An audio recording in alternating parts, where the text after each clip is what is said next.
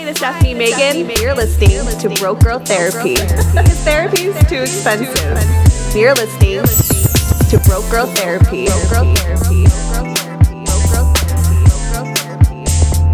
Broke Girl Therapy. I need my glasses. My God. Okay, let's test your mic. Bat is not here to hump me, so I don't know how she's gonna help me test it. But this is my mic. It's stuck here, so I can't move it. You could bring it forward. Oh wow! Okay, I can bring it forward. Does this work? Is everyone at the studio audience okay with this? Can you hear my dog panting? I can't even.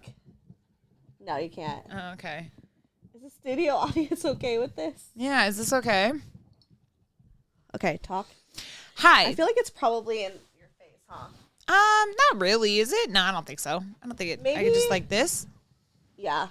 Broke Girl Therapy. Broke Girl Therapy. Broke Girl Therapy. Okay. I love the when Jess was making fun of you, and I was like, should that be the beginning of all new podcasts? Is everyone just being like, "Hi, it's your girl Stefanie Maegan with Broke Girl Therapy." Broke Girl Therapy. Broke Girl Therapy. Because therapy is too expensive. And we have the motherfucking Rouse. But you don't sound that Valley Girl. I was about to say dumb, but yes, Valley Girl is a better word. But I just think it's funny because Jess has to fight around an accent. Right. So when she does it, it's like, okay, you're going a little too hard. Right. I was like, we get it. I was like, do I sound like that? Do I sound like a white girl? I sound like a white girl. It's okay, I do too. You are though. I know. I'm no one would think if they just listened to my voice and didn't see my face, you would see. But isn't that the secret of radio? Is to have a voice that doesn't match your face? Yeah. Where it's just But I'd be making fun of white people and shit. That's okay. Everyone should make fun of white people. You're right. Are you kidding me? Even if you're white, you should make fun of white people. We're the easiest targets. We're so sensitive. And you should target them.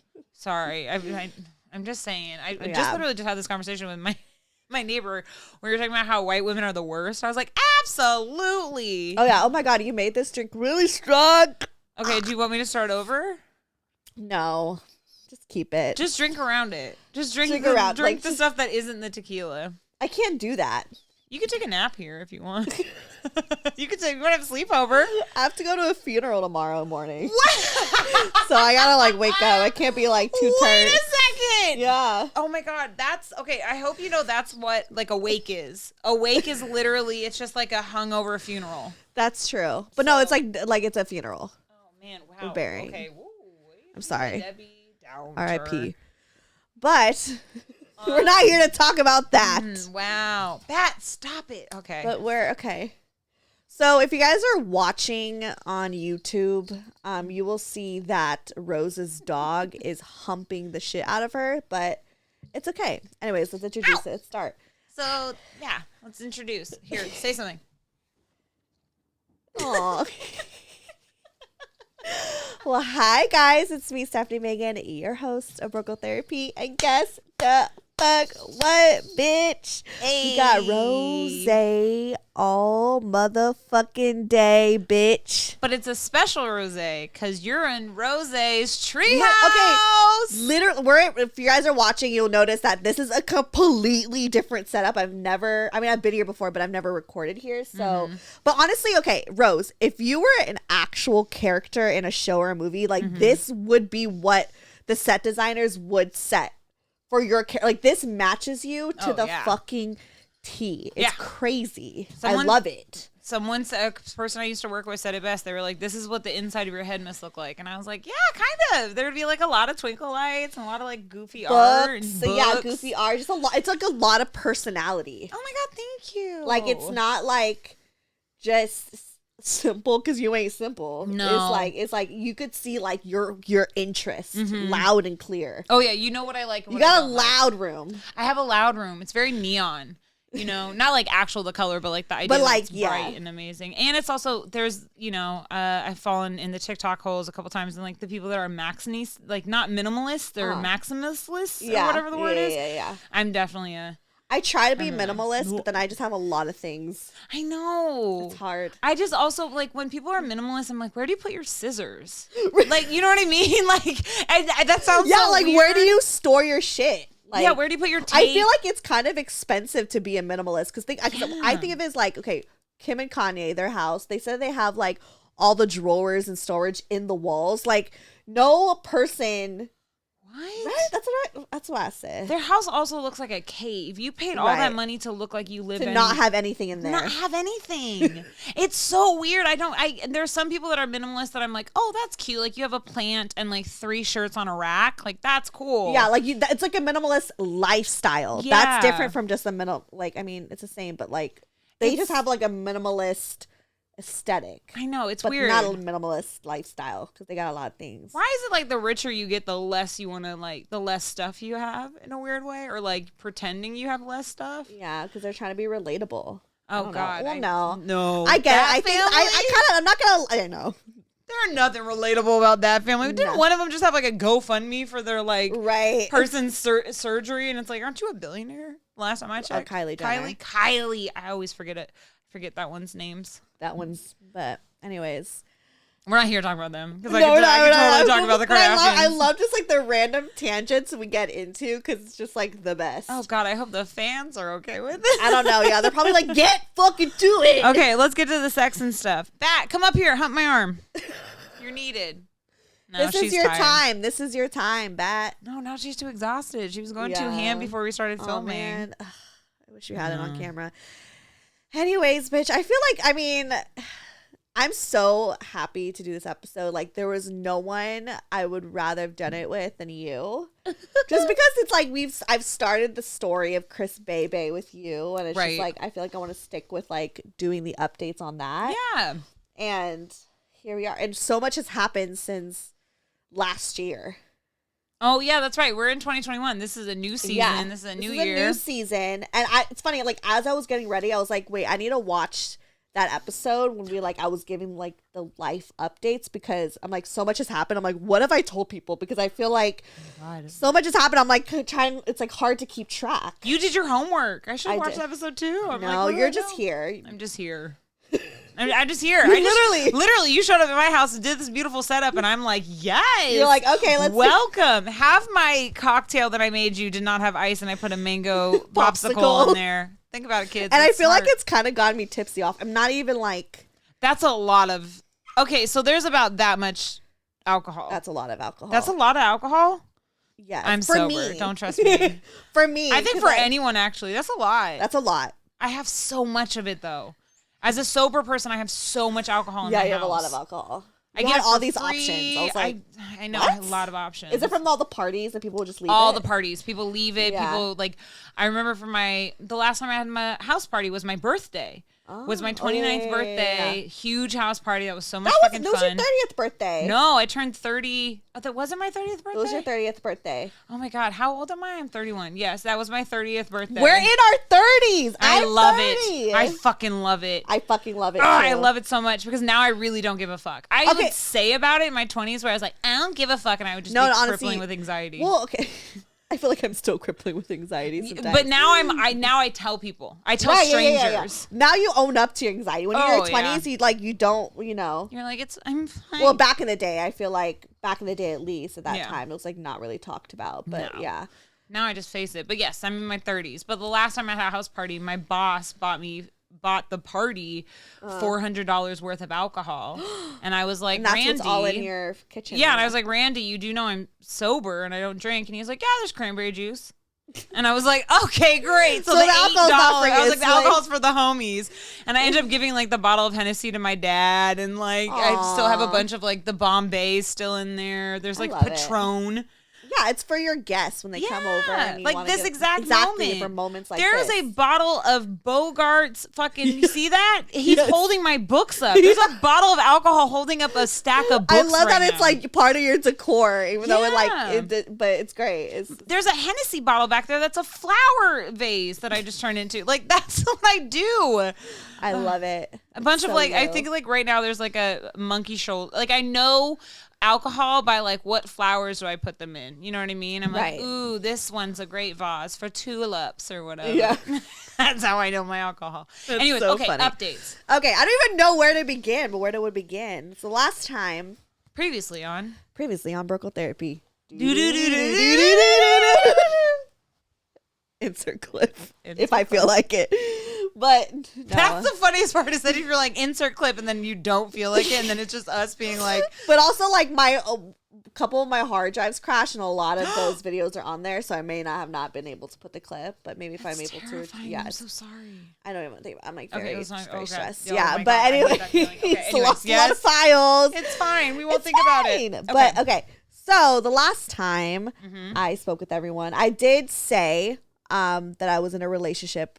In the situationship episode, I did like an intro, and I said like I have a boyfriend, and like so everyone knows. And I mentioned giving head and all the shit like to my boyfriend, but no one really knows what happened. I even had like someone in my DM being like when Vincent was on my story, they were like, is that your man? Like, you're so mysterious. Like, is that him? I was like, no, he's gay as fuck. I was like, if you watched longer, you would be like, oh, that's Vincent. That's not her dude. Okay, that's not her dude. Yeah, he's single though. So if you know someone who needs Vincent, look at Vincent. I love you. I'm gonna get you a bae on this for real. Oh, that's fine. And so yeah, I was like, no, because I've never. But if you are on my close friends list, I have revealed him on my. Close I've friends. definitely. I almost said his name. I've definitely. Chris Bebe. I know who Chris Bebe is. Yeah. Huge fan of Chris Bebe. You guys love each other. Oh, I adore him. I feel like you guys would like really kick it and get along. Oh, like, all we talk about in the DMs is how much we love our mutual love for you and music.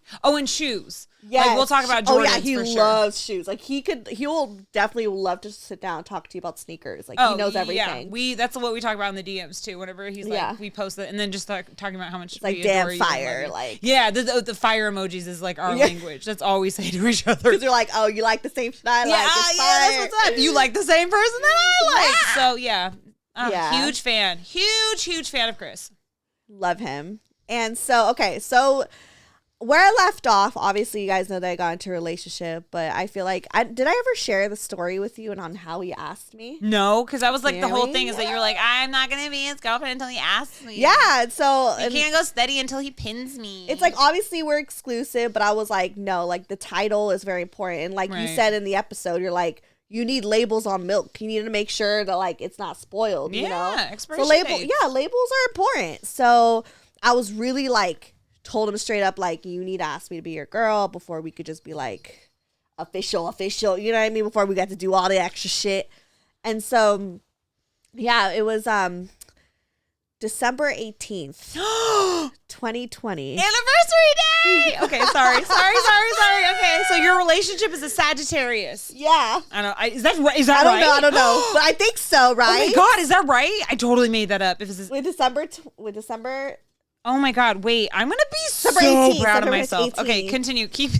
I'm going to figure out the zodiac of your relationship. I think it might be a Sagittarius relationship. Okay. I don't know what that means. I don't know what that means either. I just thought it would be I don't think anyone ever put an astrology to a relationship. Anyways. No, that's a thing apparently. Really? I just learned. That's why I was like our guessing. Moon was in Sagittarius. Like, yes.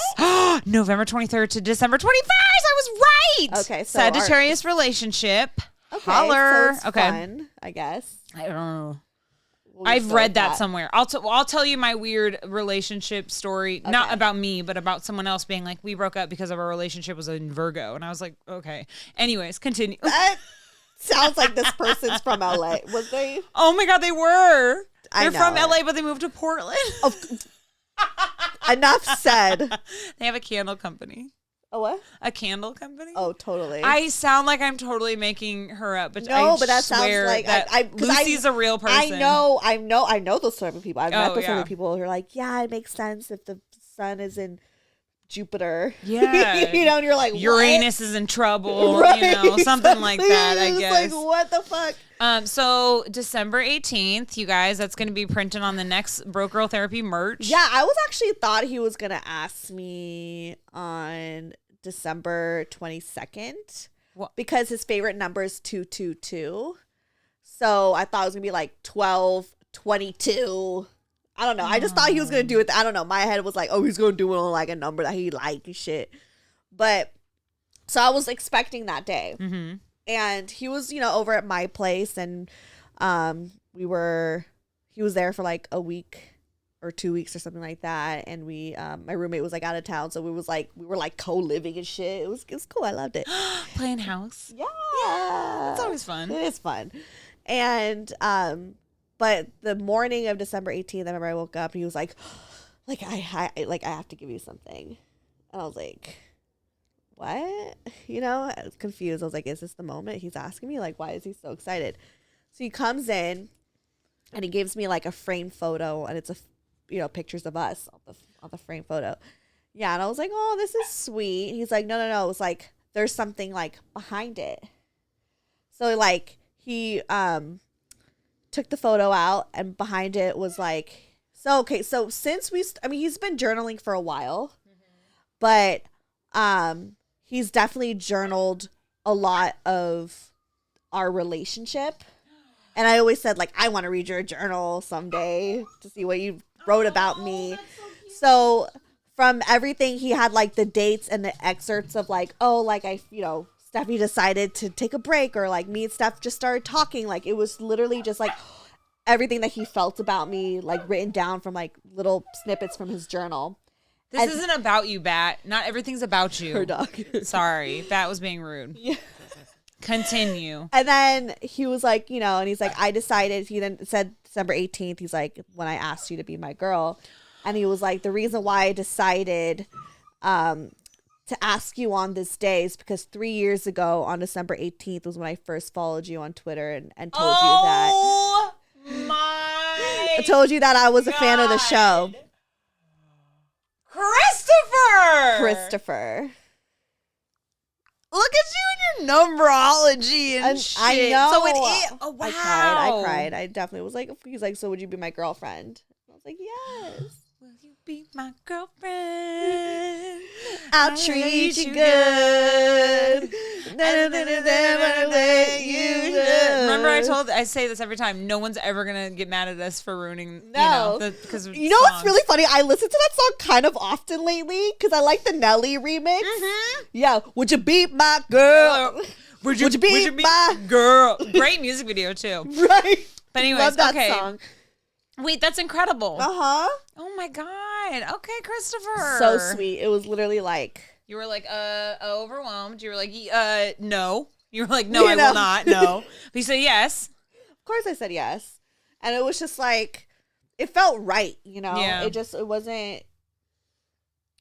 felt so romantic. Like I've never had anyone just be so thoughtful like that. Like it was something so simple, like a framed photo, but like it was like more than that. It was just like he really, like chose a date, like that's why he kind of waited a little longer, because he was like, I want to ask her on this date, and so damn, Chris. I know that. I mean, caught up. Yeah. And so that was that. December 18th, 2020 is the day he asked me to be his girlfriend, and it's been great ever since.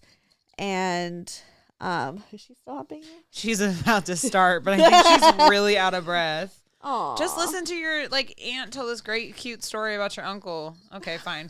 Play with your dolly. Okay.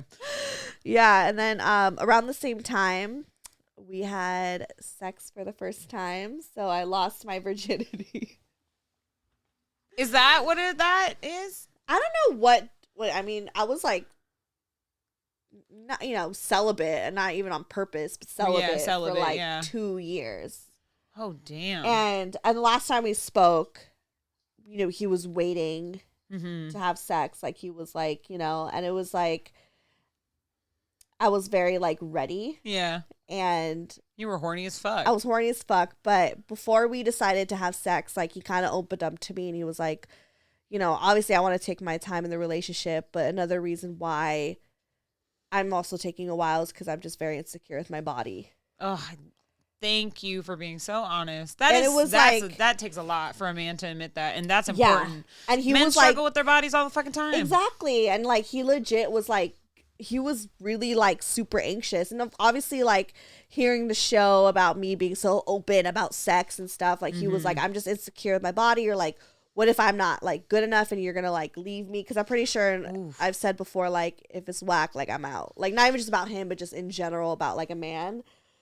We'll get to that subject because we were talking about the over-exaggeration that happens on podcasts, especially this podcast as well. That happens, right? That does. Because sometimes we mean what we say, but sometimes we just be talking shit and we don't know until we're in that moment. Exactly. And you get called out and someone's like, you do realize that's mad disrespectful. And you're like, oh, wow. Yeah, you're like, okay. So it definitely made him like worried, you know, being like, damn, like what if I'm like not good enough for her and she goes on this show and she's like, yo, the dick was whack, so I had to break up with it. You know what I mean? Yeah, like, he was so scared of losing me. And he's agreed to come on the show and like really talk about it. So that's like, I know. Is this the show where I get to interview him?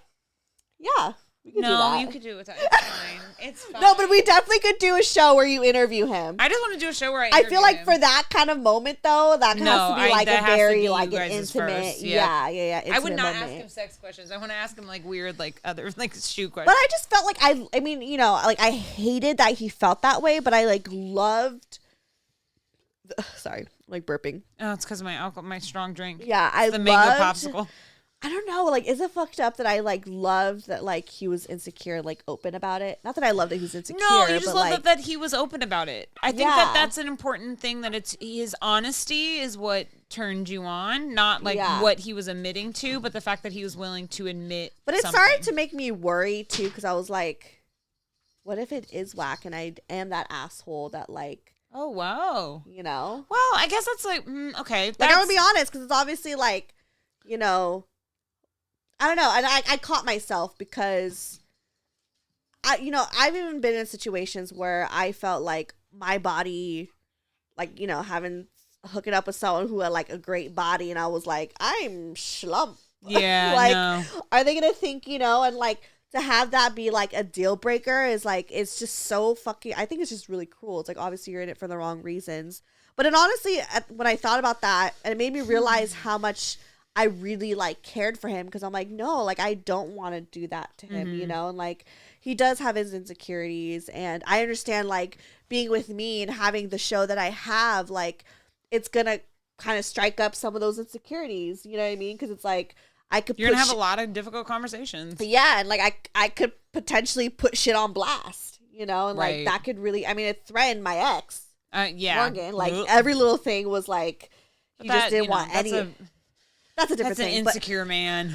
Yeah. That's a man that does... See, that's... Okay, so there you have it. You have two fine examples of someone who is willing to open up and be like, yo, I don't like this shit, and be vulnerable and be like, yeah, we can fix that. You know what I mean? Right. Versus someone who responds like Morgan, where it's just like, obviously you're insecure, but I need you to say it so we can work through this together. Right. So that's like your two examples. It's like, okay, if the lesson you need to learn is be honest, open up to someone, even if they respond grossly, like then they're not the one for you. I think it's such a perfect example. Like I think that I'm so glad that I have in him, because it's like, yeah, it's great to have the vulnerability, but I'm like, this is also a great example for others. Like he could help other people with that, and like. I don't know. I feel like that's so common. I think that we forget that guys feel that way too. Oh my god, and especially about like, not that he was worried about this, but like especially about like the dick size thing. Like I feel like guys, you know, are like super like insecure about that. You know, because so insecure for no reason. Because there's a reason. Never mind. Because like there is this expectation. You watch porn and you watch, you know, you hear all these.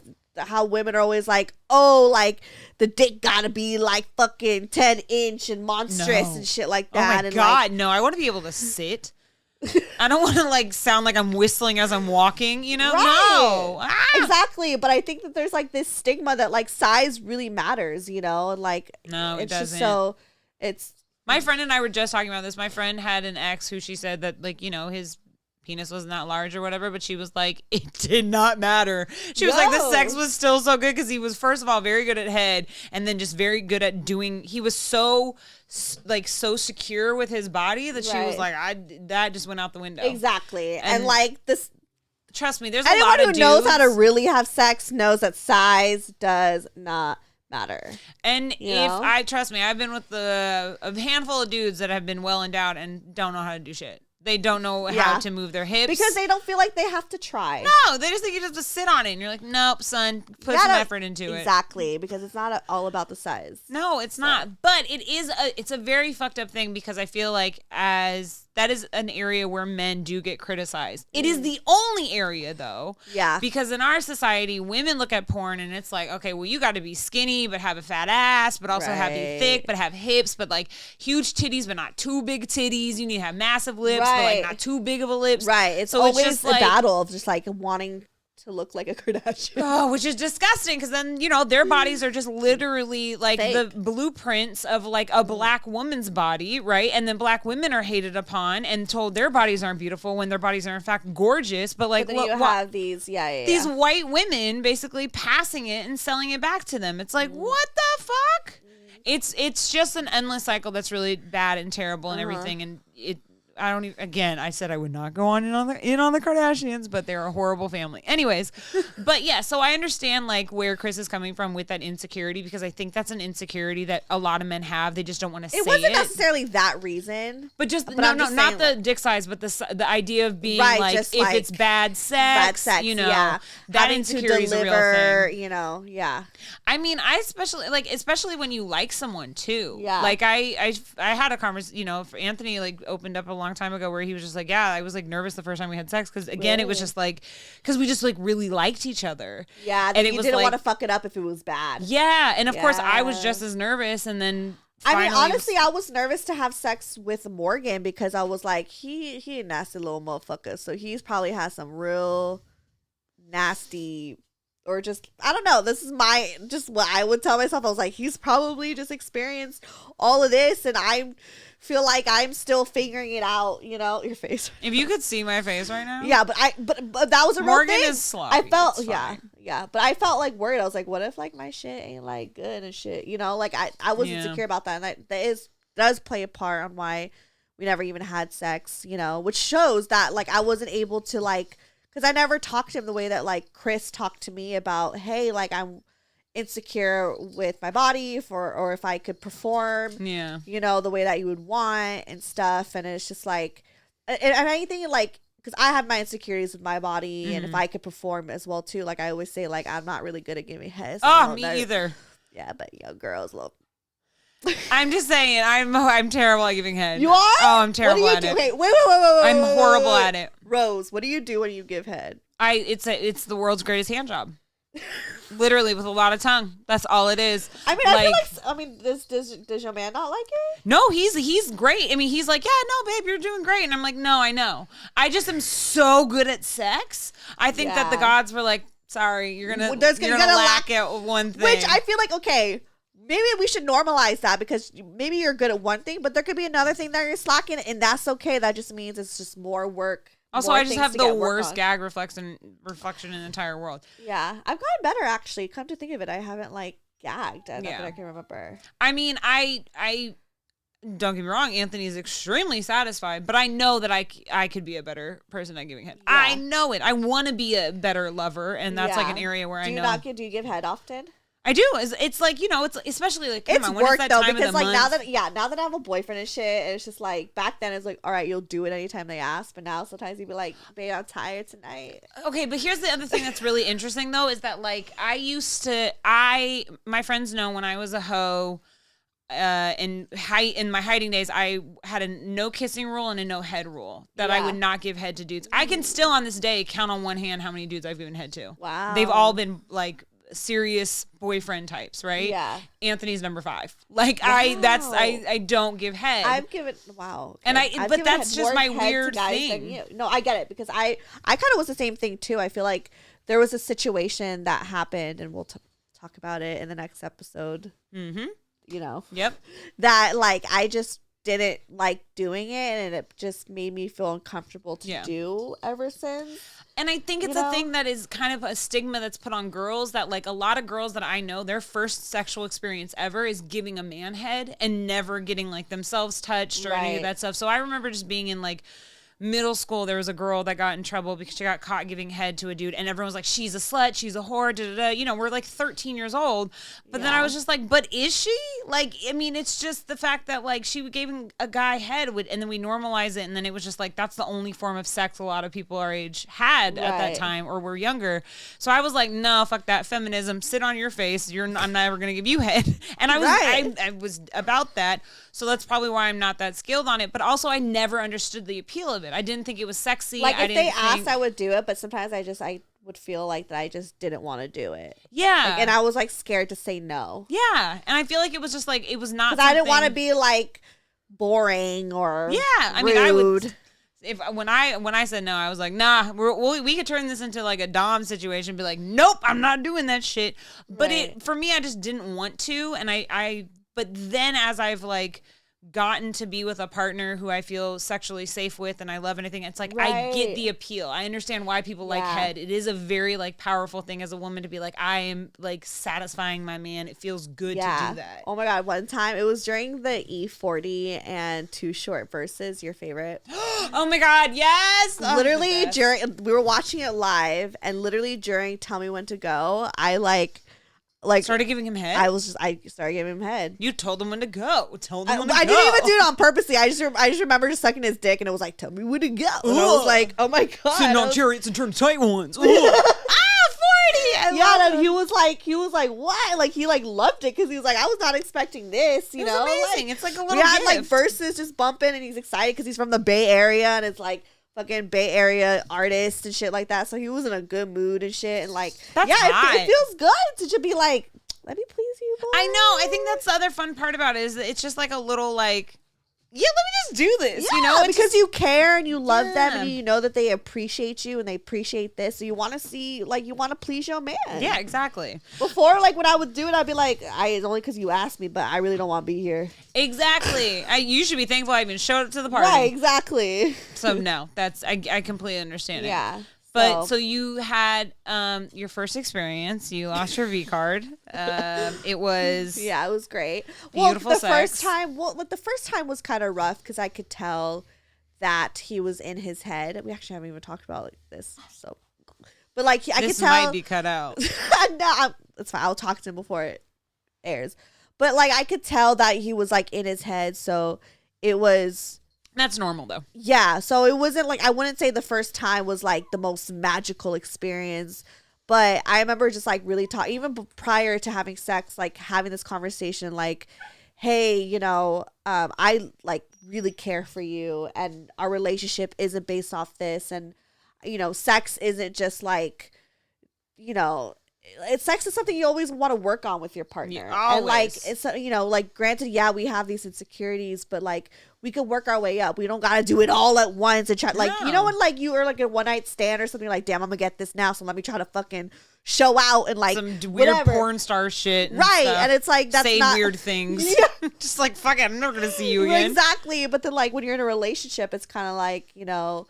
Like, okay, like, and I know now at that point I knew that like, okay, he's obviously nervous. So I felt like as a partner, I wanted to like create a safe space for him as he's done for me. Like he's created such a safe space for me. So I'm like, all right, this is my turn to like make him feel, you know, like make him feel good and safe and like not to be in his head. No one's gonna judge you know, you. and I could tell like he was upset that our first time wasn't the greatest, you know. First time it's very rare that the first time is the greatest experience ever. Yeah. Because the thing about losing your virginity in general, not even just like this, but like the idea of like the first of anything and first in a relationship, first sex, first kiss and everything is that's just that's one experience. Everything else is just a shadow of that, right? Exactly. So it's the whole idea that like it gets better, and that's how you know that's what a relationship. Why would you want it to be super bomb at first and then like kind of go down? Out. I know exactly. Come on, give me a C- to get to an A+. Exactly. Like I kind of liked it being like, okay, like we don't have to like let's not plan on what we do in bed. Like let's just like happen. Let's not plan like okay, we're having sex tonight, you know? And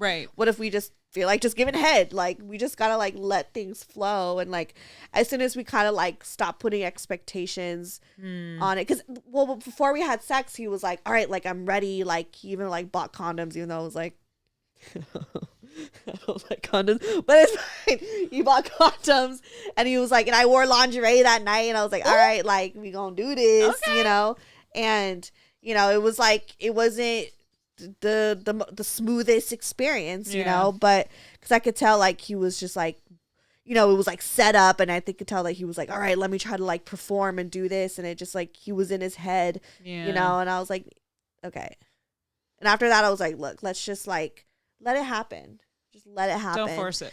Don't force it. And as soon as like we stop putting expectations on having this like amazing sex, it just got really fucking good. See, you know, because like when you're in the moment and you try to like understand each other and like just listen to each other and try to like feel each other, what works for everyone works differently. So just really getting to know each other physically like that is more about just like that experience versus trying to just get a fucking nut. Yeah, no, yeah.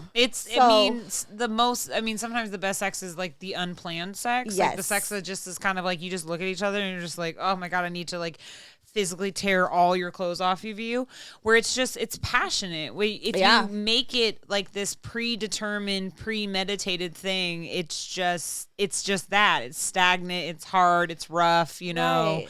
If you think about it, like that's the problem about putting so much pressure on like losing your virginity. It's like your first time is gonna be amazing. No, it's not. You're gonna lose your virginity. When I lost my virginity, actually was like when I lost my virginity, it was also kind of the same thing. Oddly enough, it was like with my first love, and like we were like didn't even know how to like stick it in. Like it was. Oh, you're awkward. Like that J. Cole song. Yeah, literally, like just so awkward. But then like it got better over time, and it was fine. So just like with this, it was like we just really just try to look at it as like this isn't just like sex or whatever. This is really just like physically just expressing, listening to each other's bodies, figuring each other out. Yeah, expressing to each other like how much we care and how much like we find each other attractive and sexy, and to listen and to and to like not like I remember like he gave me head for the first time. He's like, was that good? I was like, don't even think about that. No, just try to just like enjoy yourself and like listen to what I'm feeling and listen to my body. Yeah, like, and if it sucks this time, like, yo, get it right. It's fine. Like, we got time. Like, no, I'm not gonna like be like, boy, bye. Like, we're not here for that. Like, we're here for each other. And if something is, with every relationship, there's always something you need to work on. If this is something that we need to work on, like, we'll get through it, and like we have, and like, whew. It's good, isn't it? Isn't it crazy? Girl, like, I be coming. Isn't it wild though that like you're like, oh yes, I get what people are saying. Yeah. Where it's like this whole idea of like, yes, fucking for the nut and the one night stands and all that shit. It's like fun because you're just like kind of doing it for yourself, right? Yeah, it's like I didn't care. We don't know when we're getting this next, so let's fucking. I know, and I also didn't care who I was fucking, right? And then when you find someone that you emotionally care about and are like physically care about, and like you just kind of like you said, you let go, you just go for it, and then all of a sudden you're just like, this is the greatest ride ever. And you just stop thinking about like, how do I look and how do I as possible. Yep, or like throw that out the window. Yeah, like when you just let that out the window, and it's like it becomes such a like it's just like such a connection. That's just you get why people are so obsessed with sex. Like you get why there's so many songs and movies and stories in pursuit of this thing. The first month of January, all of January, I've had the most sex in January than I did in the past 3 years. I swear to God, we were just the whole time in January. We were just fucking all of January. Yes, January. Like I mean, dry we've been January, fucking not for us. We've been fucking since, but January was like the beginning. I think that we really started like really going in. Yeah, and it was like we were like. I think the most was like 7 times in one day. Girl. Whoa. I was deprived. So yeah, you were making up for lost time. But now I just be tired. Like I mean, I'm still down, and I'm still like we'll be fucking like there'll be days where I'll be we'll fuck a lot like 3 times, and the next day I'm like the next couple days I'm like I got things to do.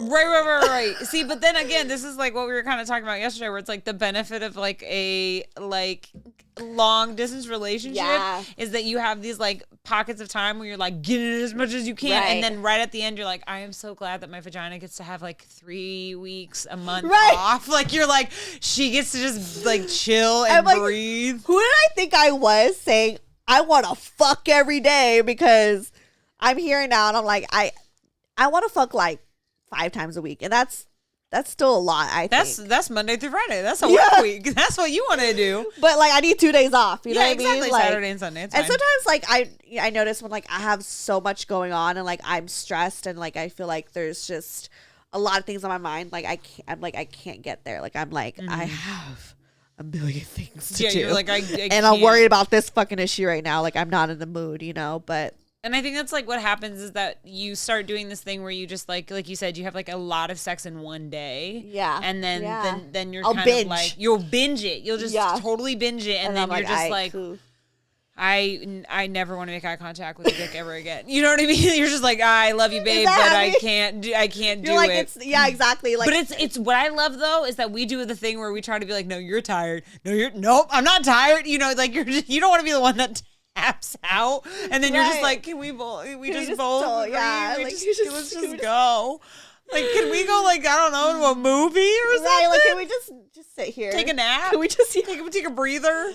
Like, I mean, I'm super affectionate. Like, don't get me wrong. Like, I'm very affectionate. Oh, yeah. Don't confuse the sex with the affection. Yeah, But then there's moments where I'm like, I don't want to be affectionate. And I think it's, like, the Aquarius in me where it's, like, I love my space and my independence. So, like, we could be super cutesy for, like, a little bit, but then I'm going to need you to sit on the other end of the couch. And just stare at me longingly. Yeah, and just be there. And, like, I just need, like, my space to recharge. And then we go back in. Yeah, exactly. But he's like a Cancer. He's always down. He's always down to make out. He's always down to fuck. He's always down to hang out.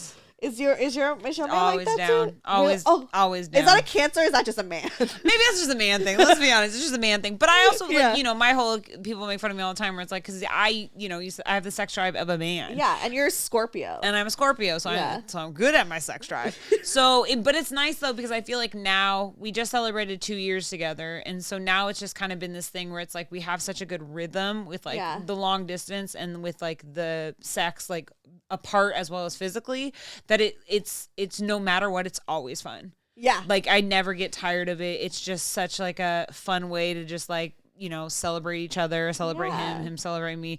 But yeah, don't get me wrong. Like, in the early days when we were just, like, completely infatuated in the honeymoon phase of it all, you're just like, I don't care how much it hurts. Let's do it again, you know? And it's totally I mean, we're normal. in the honeymoon phase, but I'm also just like, I love my space. So like, I want to be super clingy and like fucking all the time, but then I want to like have a day where I don't. Like, where you just want to sleep. It's totally fine. Everyone Girl, loves I'm sleep. tired. Like, I work so much. Yeah. Like, I'm just like, can we just do it?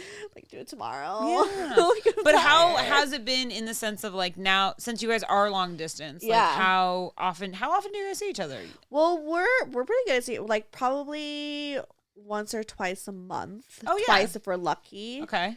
And we'll kind of switch off. Lately, he's been coming to LA more because I got a cat. So that's another update. If y'all don't follow me on Instagram, Junie. So I got a cat, and like, I know cats are super independent, but I've just been like not ready to like leave her for like a week. You know? Understand. Yeah, you got a dog. You understand. So because like I could bring Rocky, my dog, but then like bringing the cat is just too much. So I just been like wanting to cling on to her. Yeah, that makes sense. So he just has been coming out to visit me. So, but yeah, every time we visit each other, it's always like a week, you know. Yep. Or like I think at the least was like 3 days, but that's still a while. Yeah, no, that makes sense. Yeah. So, but it's been great. I mean, I feel like I like long distance for now. Oh, I love it. Yeah, I love it. It's 2 years in. I mean, it's hard. It has its moments where it's really hard, and you're just like, oh, I really fucking miss you. Yeah. So especially like when I spend a week with him, every time we like separate, like I cry. I cry every time I leave or he leaves. Like I get so sad. Me too. But then it's like withdrawal. It is. But then the next day, I'm like, all right, back to the grind. Yeah, exactly.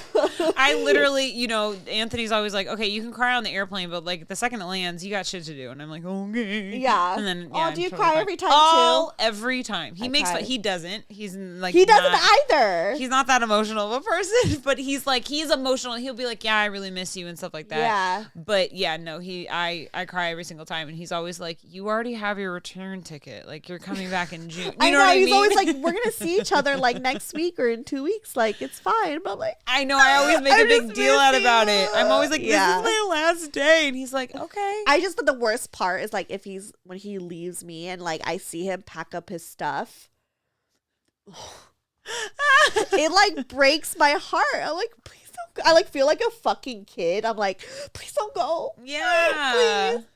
Like I get so like I act like a fucking child. And he's just like, whoa, like it makes me so sad to see this. But, like, really helps them pack their bags faster. Yeah. Just kidding. I don't know. That's a total joke, but it's not. But it kind of is. It is not, you know. But yeah, it's a very weird sensation. But I mean, like, still to this day, I still get butterflies when I see him for the first time. You know what I mean? And because of I get COVID, so excited every time I see him. Every time, and because of COVID, you know, I usually it used to be that we would just alternate months. You know what I mean? It would be like once a month, once every 2 months. But now because of COVID, it's like maybe 3 months, 3 or 4 months that we don't see each other, and then 3 months that we spend together.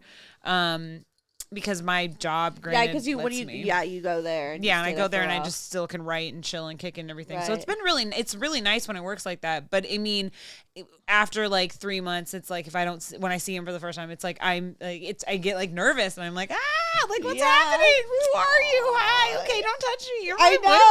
I know. I get so I get like the corniest, nerdiest person in the entire world. Oh my God, Bats! It's not about you, Bats Maru. Bats Maru, Grace Jones, Olivia Benson, McAleese. Oh my God. Come.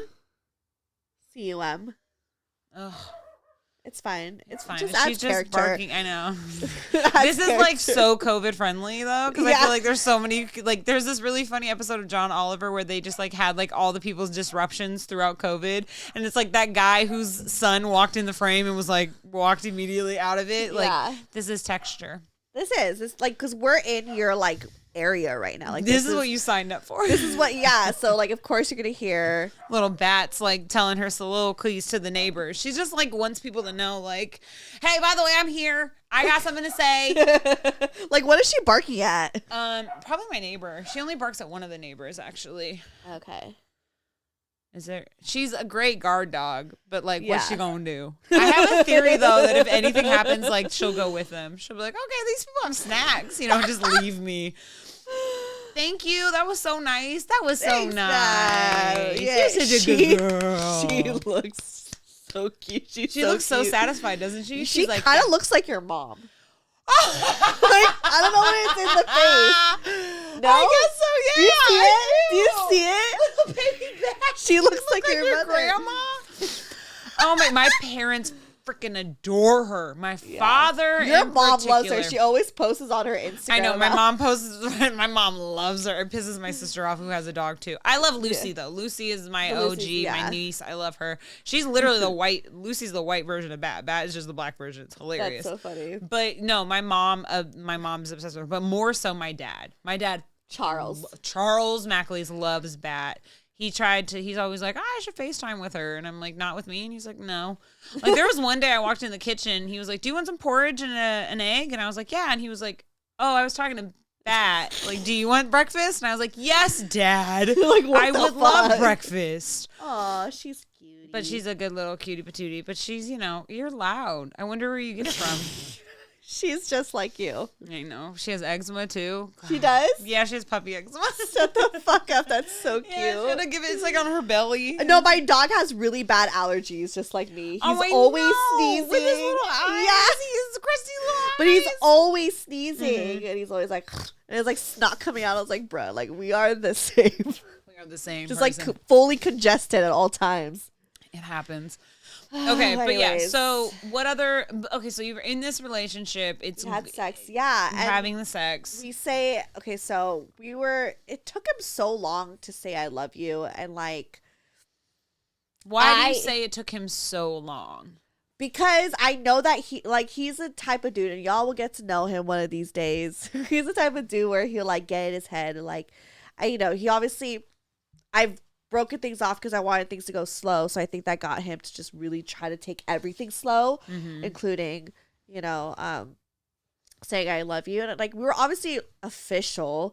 We're spending so much time together. Like, we care for each other. Like, I know I love him. Like, I wasn't doubting that, and I'm just like, one night I was just telling him, I was like, when are you going to say I love you? What the fuck? Okay. Because I didn't want to say it first.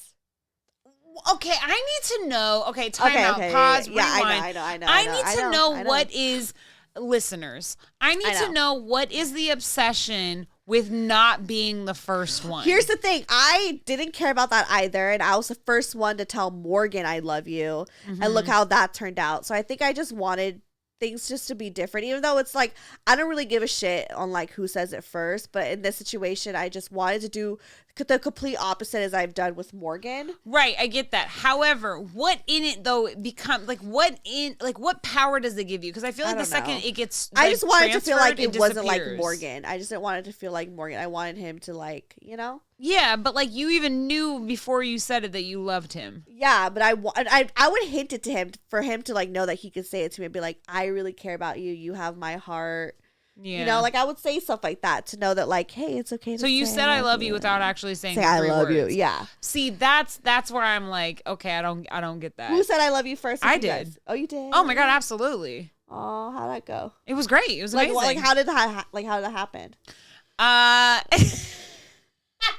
We is this a recording? I think so. Yes, it is. So we had just had shower sex, and I just was like, we was 4 months into dating, and like, you know, I just was like, I love you, and he was like, I love you too. He was like, cool, and it was great. I know, and it was amazing. But the thing is I do remember him opening up and talking about how like he had opened up. He didn't say I love you to a girl, but he had opened up to a girl once and was like, I have feelings for you. And she was like, nope. And he just like immediately shut off from that. Yeah. And I get that. I understand the fear of opening up to someone and being like, yo, I like you. I care about you. And all that shit. Like with Chris, I have to like guide him through, you know what I mean? Like I have to guide him through like the sex thing, guide him through like, I just sneeze.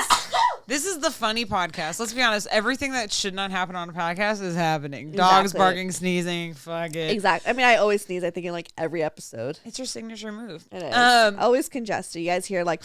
You should get sponsored by like Flonase or something. I should, or like Benadryl. Yeah. Oh, Benadryl. Oh my God, Benadryl is my favorite.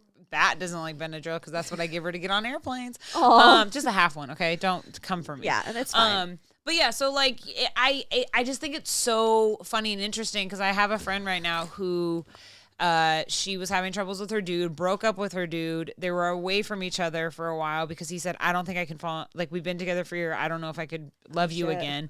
Then they got back together, and then he's like, okay, let me try this again. And my whole thing in my mind is that she's walking around these streets that be in her mind saying, I love you to him. He hasn't said it, but it doesn't change the fact that like what she believes is true. Like, yes, I understand unrequited love, but it still doesn't change the fact that you're stifling what you actually feel.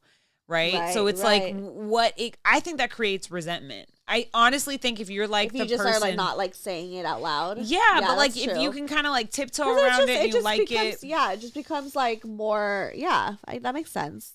But I also feel like it's, you know, and when you know, I mean, like sometimes, I mean, I dated someone for a year before I said it to them. And then, you know, here I am with Anthony and 4 months in, I'm like, can say it to him, you know? Yeah, I knew with Chris like pretty quickly, and I think even before I even wanted to like admit it to myself that I knew that I was falling in love, you know, before, like, I think that's what like scared me before when I ended things was because like it's confusing when you're in that situation, and keep it real, like being in love and like having feelings for two different people. Yeah. And it's, and obviously like after what Morgan did and stuff like that, it was just like, you were playing it safe. I was playing it safe, and I was just trying to like understand all of this. And honestly, even like recently, this was kind of a conversation that we had, but there was like this weird phase where I was getting all these dreams about Morgan. It was like he kept showing up in my dream. Yeah, and it kind of fucked me up. Like I remember waking up being like, what the fuck? Like, do I still love this guy?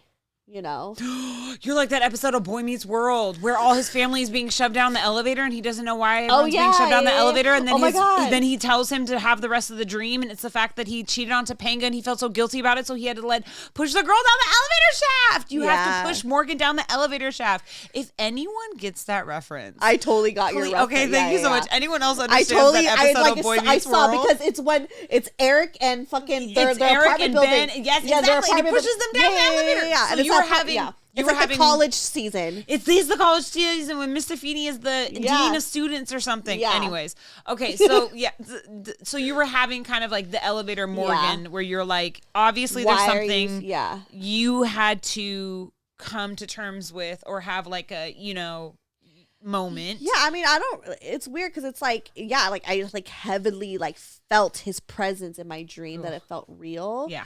And like, it was like, I'm like, is this motherfucker thinking about me? Is that why he's showing up in my dreams or something? And it's also trauma. It's trauma, yeah. You're happy. I mean, and I like admitted it to Chris about my dreams and how I was feeling about it. And he was like, do you still love him? And I was like, yeah, I still do. But not in a way, because now that sounds like, woo, plot twist. It's not a plot twist. I think it just reminded me of like the way that I love, because I'm like, I love Chris with like all my heart. Mm-hmm. Like I could see myself marrying him, having kids with him. Like this is the person that I want to be with, you know? And it doesn't take away the fact that like, yeah, I was in love with someone before. And I think if anything, it kind of in a way brought me peace, because it just made me realize like, no, I need to accept that it's like, it's okay that I fell in love with this person. I think I battled with like, why did I love this person? Was I, you know, like, was it like a fake love? Like, did he really not love me? And is this all just bullshit? Like, do I even count this? Yeah. You know? And it just like, it made me realize like, no, it's okay to count that, even though it was toxic and not the person I was supposed to end up with. And even if he didn't love me or not, like I know what I felt and it was real, and it's okay to still love him from afar and just be happy for him. If anything, it brought me like happiness, where I was like, you know what? Like I'm happy that now you have someone who literally like, I know for a fact that she will ride for him till like everything, like for all of his flaws, you know, just like how Chris is for me. Like Chris will like ride for me till like the end. But yeah, I just know that he will like ride for me till the end, just as much as I know his girl would. And I think that like, even though the situation was shitty and it was heartbreaking and, you know, it could have been cleaner, but it wasn't. But it wasn't, and that's okay, because I think at the end of the day we both got, you know, people who really value and care for us. We're with the right people we're supposed to be with, you know? So, yeah, I don't know. It brought me peace, if anything, is what I'm trying to say. I also do think... And once I admitted that to him, like, I stopped dreaming about him. See?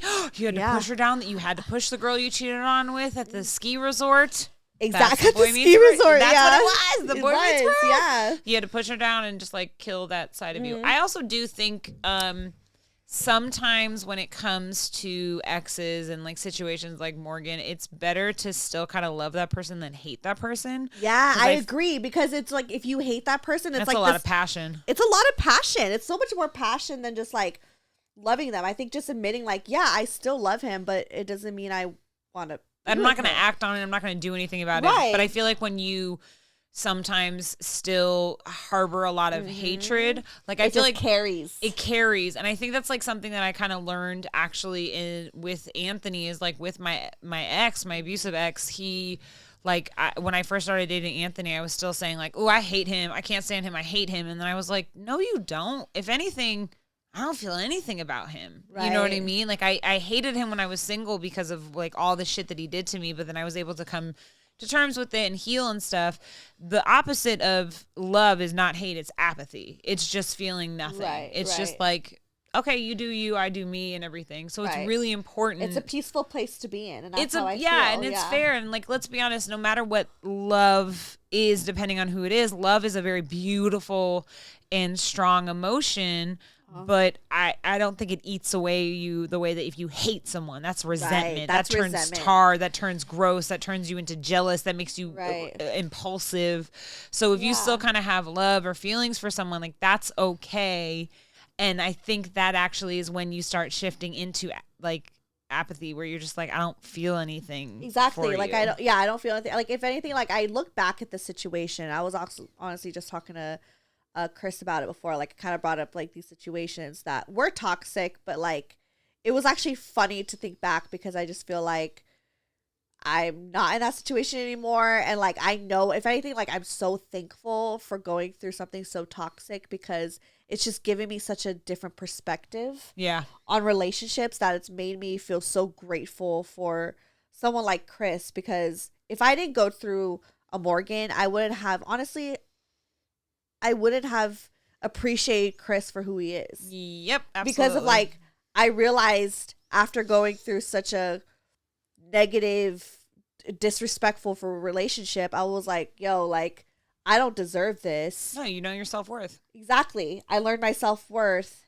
And then the love that Chris was giving to me, I was like, oh, I can't run away from this. Like, this is everything that I deserve, you know? Mm-hmm. And like, I like it, and it's okay if I like it and I love it, you know? Like, I think that I kind of before, like, maybe deprived myself from that because I didn't think that I was worth being loved like that, you know? Yeah.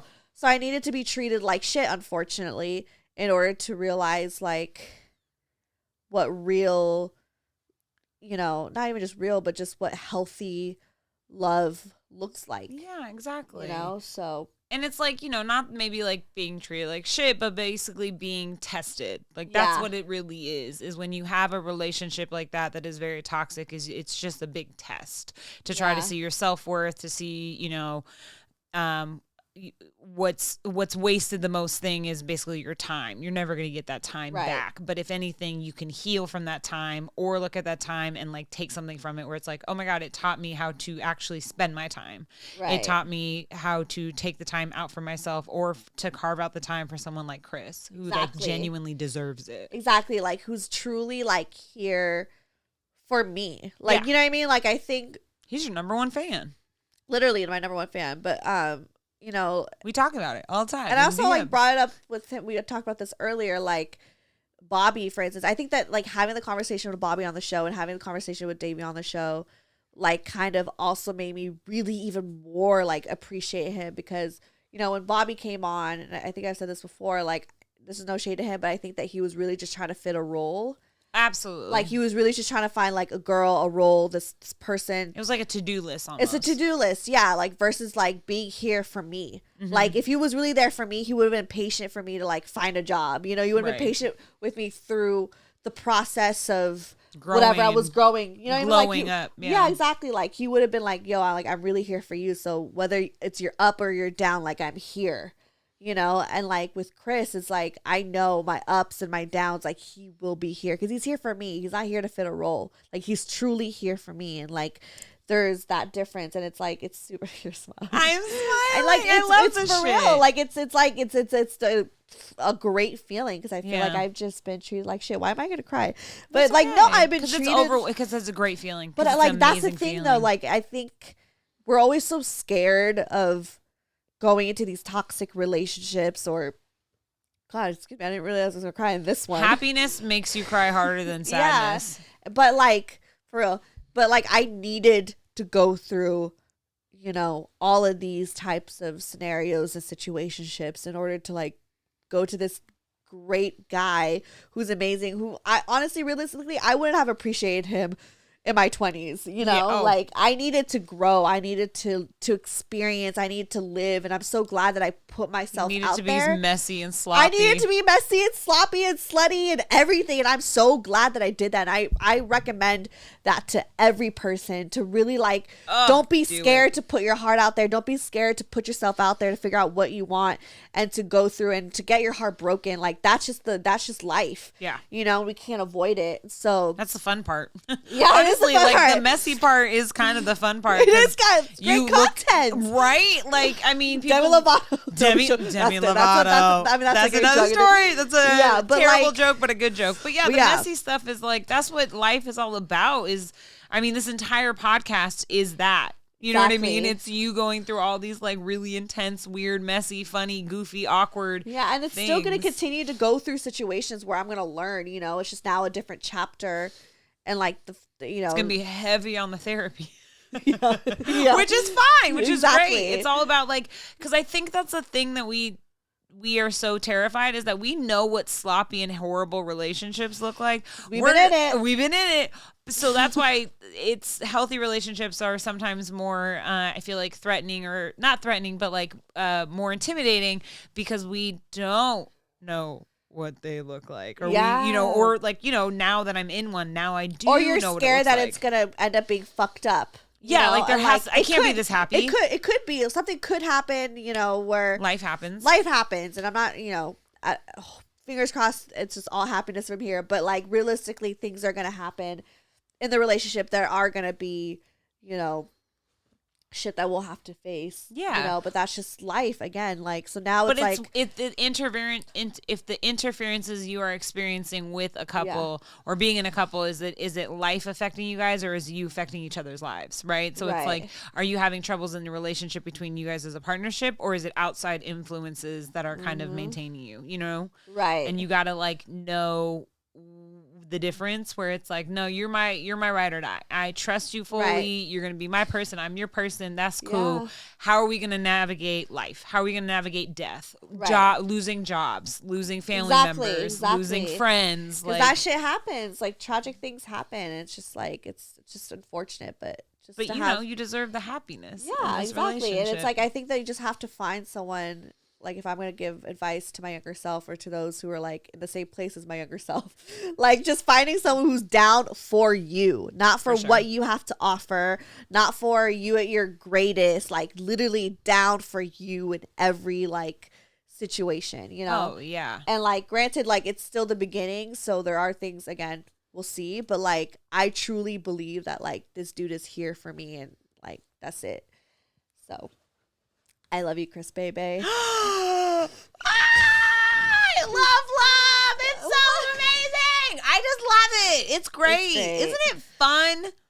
It's fine. Now it's a whole new chapter. We've had like almost 5 years of like content and me being single. And like, I mean, I cherish those years. And I think that at one point I was like worried. I was like, I'm not single anymore. Like, is this still gonna be fun? But like, being in a my god, now it's good. No, we just like think about it, there's more sex now. Yeah, right. There's more sex, and there's just more funny life shit. You know what I mean? Yeah, and I think it's also like, how annoying would that be if I was like just only in the same place? I mean, like I never like got out of that. Like I never. Carrie ended up marrying Big, and she still wrote books about it. So Sex in the City. So now. I'm in my 30s. We're in our 30s. Yes, we are. I love it. It's great. I mean, there's pros and cons. I mean, it's only like the first like whatever. What are your cons? No, I mean, I think my con is, and I'm working on this, and I'm working in therapy, but like the pressure of being 30, because like I'm comparing myself to a lot of people who are younger or who are 30, who like make more money and more established and doing like. Do not compare your personal timeline to a social media timeline. I know. But it's not even social media. It's just people like in your life. You know like what I mean? that. Like I will say I have a lot of like boss ass people in my life, and I'm like, which is very like encouraging. Don't get me wrong. It's not like a competitive thing, but I'm just like, well, and also I think being 30 and in a relationship, I'm like, I want to be a mother, and I want to buy a house. I want all these things, and that's within the next few years. You know what I mean? So it's like that pressure of like, okay, I'm not 23 anymore and just getting drunk, like just kind of like, let's figure it out. It's fine. We got some time. It's like, and I know I'm still young and I have time, but it's like that pressure of like, okay, but let's like tighten it. Let's get it together. So because I want a family. Right. That's really like what it is because I want a family and a house. But also I want a successful career. Like I want it all. Like I don't want just one or the other, so I want to just have a great life for myself. So but the pros of being 30 is I'm so much more sure of myself than I was in my 20s, and I feel like I'm confidence cocaine, man. It's great. Exactly. It's so amazing. But it's also like I feel like I'm so much more healed. Yeah, for sure. And I'm not as broke. Yeah, it's just girl therapy. Yeah.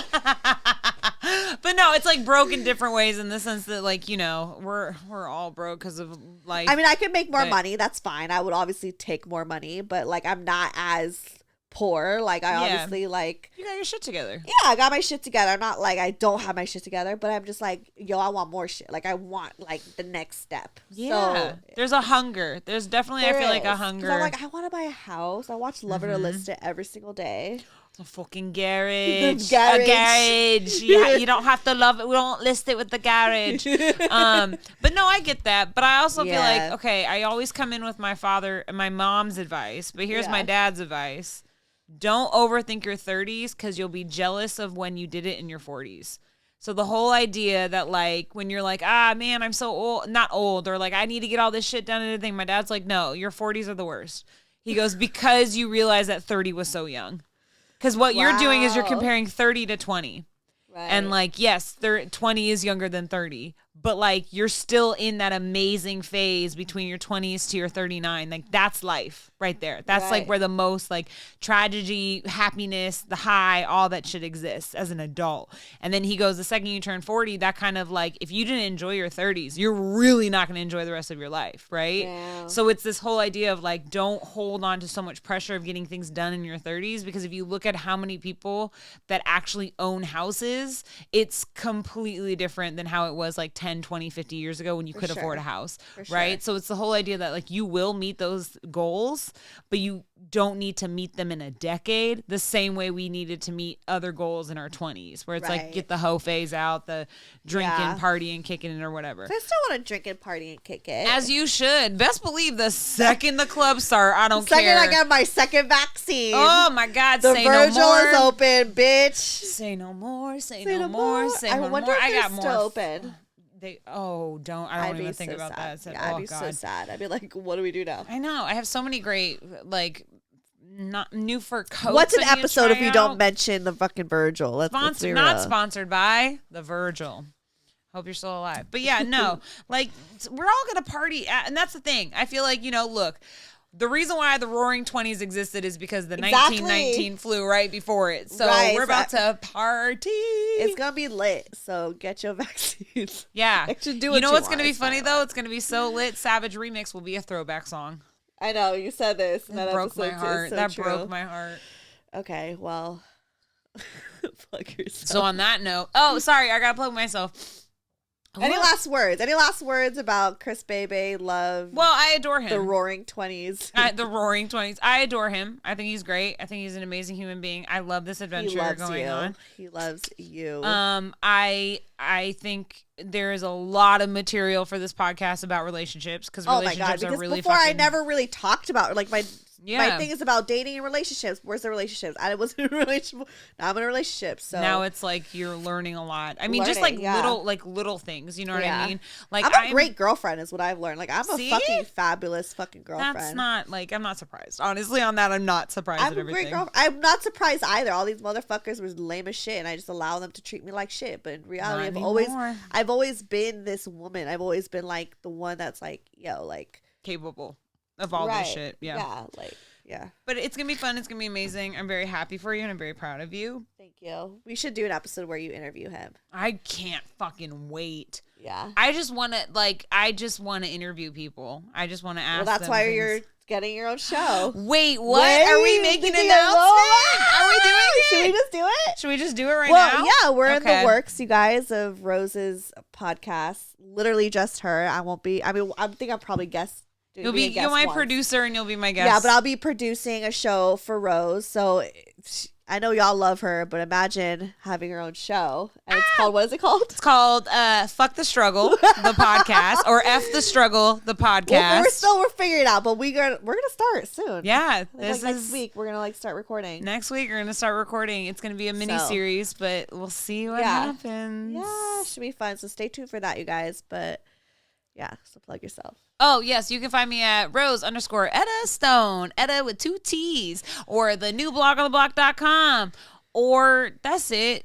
Yeah, that's I have the same handle on all my social medias. Plug On yourself, TikTok. boo. Oh yeah, I'm on TikTok. I don't know what I'm doing on TikTok. I don't know what I'm doing. I love your TikTok. Thank you. I still think I'm gonna just continue doing the Law and RSVU auditions Yeah. because I just am like I fucking love that show. I feel like you're having a great. You have so much more TikTok content. I feel like I've been slacking on my TikTok. Now you have more. Now this is TikTok content. See, There we go. meta. Do. They always take my shit down though. Oh, I get in fights all the time. Yeah. There are so many like pro-lifers that I get in fights with, and I'm Yeah, just like, you- let's do it. Let's talk about abortion, ho. Just kidding, you're not a hoe, but maybe you are. I don't know. Anyways, plug yourself. I'm gonna be great on my podcast. Yeah, you are. I can't wait.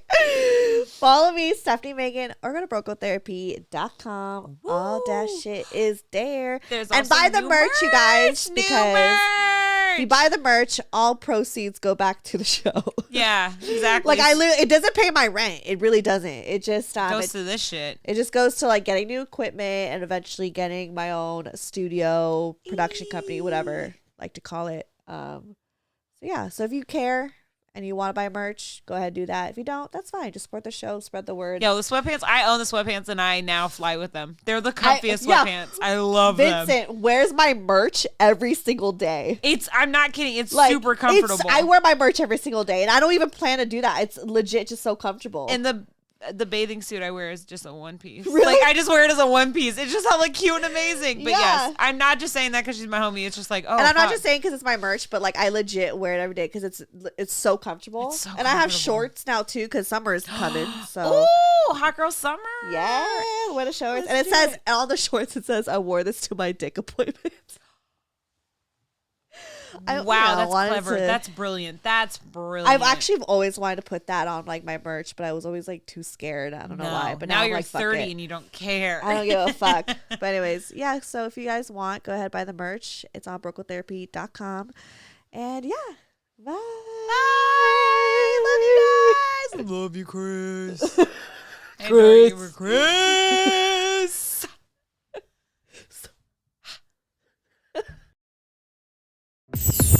Broke Girl Therapy. Broke Girl Therapy. Broke Girl Therapy. Broke Girl Therapy. Broke Girl Therapy.